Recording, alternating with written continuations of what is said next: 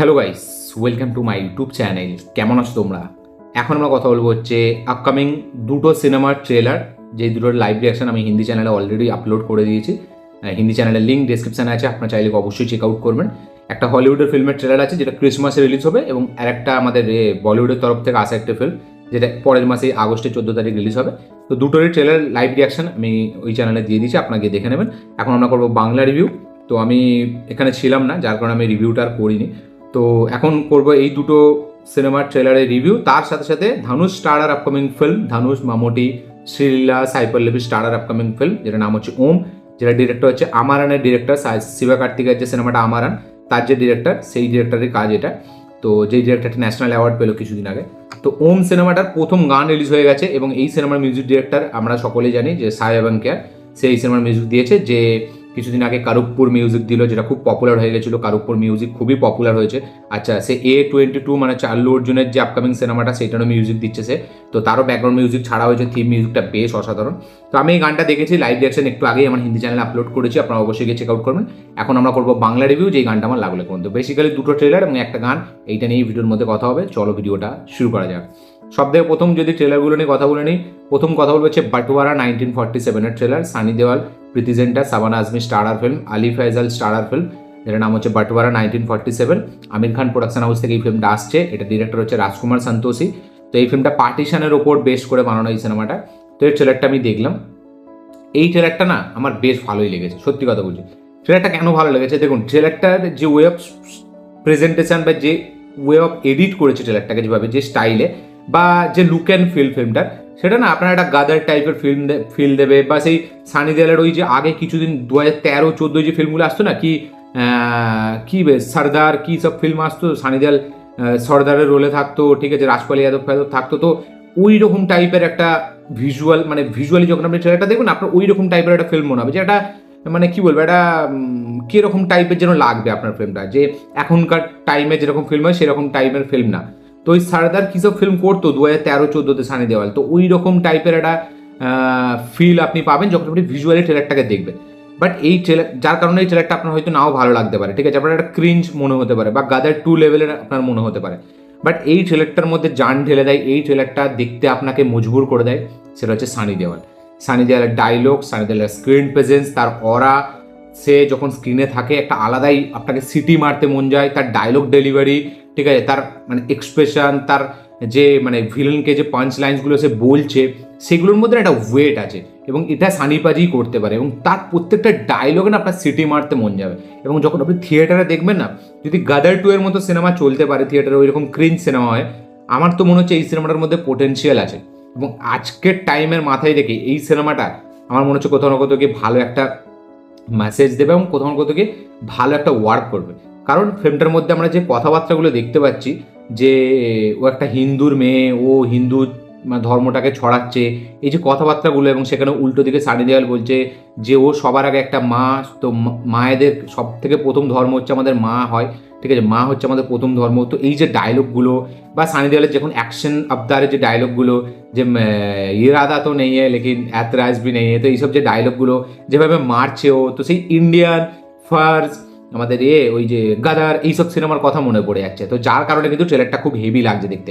একমাত্র এই ট্রেলারটার main positive এবং হাইলাইট পয়েন্ট হচ্ছে সানি দেওয়াল। মানে এটাকে কিন্তু শুধুই একটা আর্টিস্টিক কাইন্ড অফ একটা ফিল্ম, বা একটা কাশ্মীর ফাইলের মতো কিন্তু এই ফিল্মটাকে ট্রিট করা হয়। এটা কিন্তু একটা মেন স্ট্রিম, একটা কমার্শিয়াল ওয়েতে ফিল্মটাকে ট্রিট করা হয়েছে। তার সাথে একটা সোশ্যাল মেসেজ, তার সাথে একটা বাটোয়ারার ওই সময়টাকে আমাদের দেখাচ্ছে, যে ওই সময় কি কি মানে ফেস করতে হয়েছিল মানে সাধারণ মানুষদেরকে, এবং কিভাবে ওখানে দাঙ্গাটা লেগেছিল। তো সেই সবগুলো আমরা দেখতে পাচ্ছি। তো একটা সোশ্যাল মেসেজের সাথে বেশ একটা দারুণ কমার্শিয়াল ফিল্ম হবে, এটা আমার দেখে মনে হচ্ছে। এবার হয়তো গাদার, দেখুন এটা গাদারের ব্যাপারটা একটা আলাদা ছিল, ওর সাথে একটা নাম জুড়েছিল।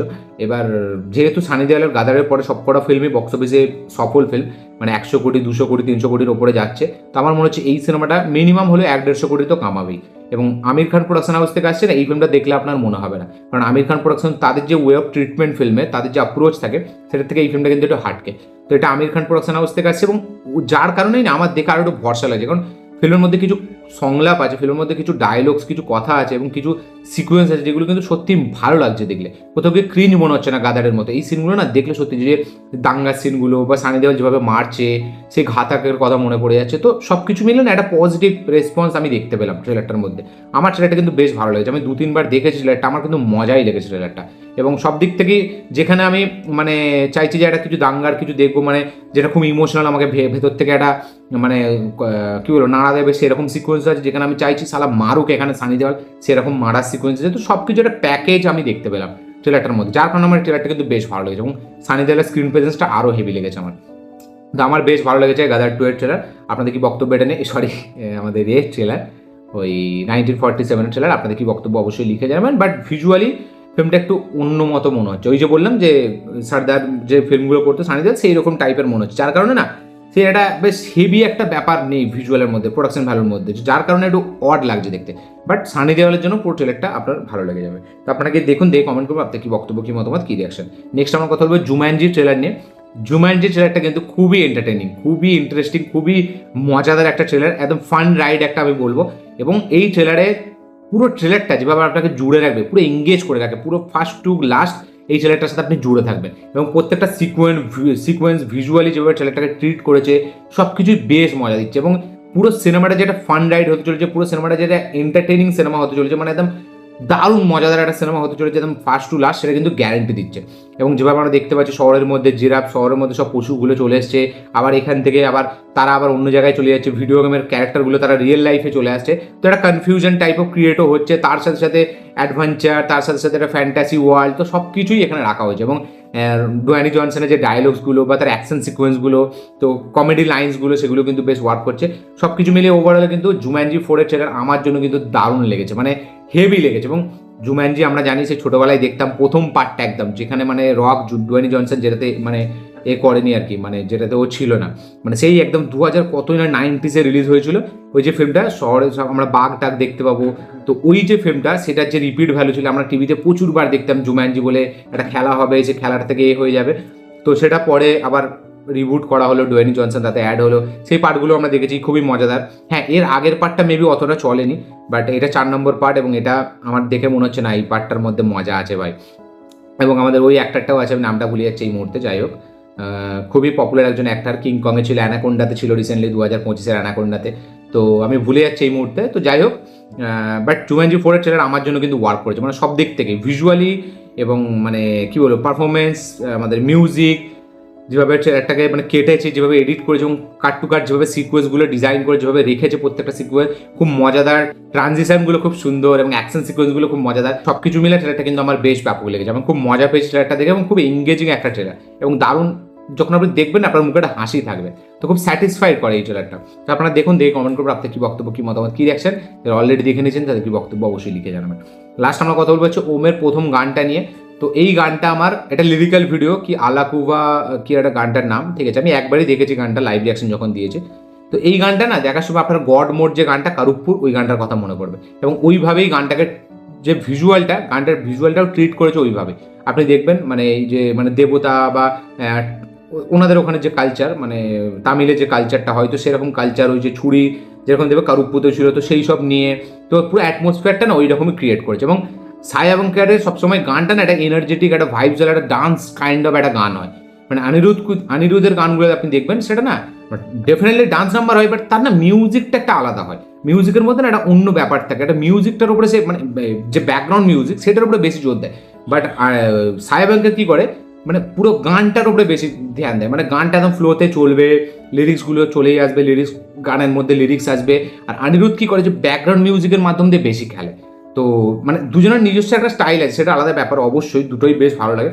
বাট এই গানটা কিন্তু আমার যথেষ্ট ভালো লেগেছে, মানে আমি বলবো যে মানে কারুকপুর পরে আমি বলবো সায়াবাঙ্কারের মানে এই গানটা আমার জন্য ওয়ার্ক করেছে। এবং সায়াবাঙ্কার রিসেন্টলি যে কটা গান করেছে মিউজিক, সব কটা কিন্তু বেশ ভালো রেসপন্স পাচ্ছে। এবং মানে তার না একটা তার মধ্যে একটা আলাদা ব্যাপার আছে, অনিরুদ্ধের একটা আলাদা ব্যাপার আছে এবং সায়াবাঙ্কারের একটা আলাদা ব্যাপার আছে। এবার হ্যাঁ, অনেকজন কম্প্যারিজন করে, বাট কম্প্যারিজনটা কোনো দিক থেকেই আসে না ভাই। অনিরুদ্ধ গড মোডে চলে গেছে, অনিরুদ্ধ আলাদা জায়গায় আছে, সে এতদিন ধরে কাজ করে সেটা কিন্তু সে প্রমাণ করেছে এবং তার জন্য সেই জায়গাটা, সেই লেভেলটা সে পেয়েছে।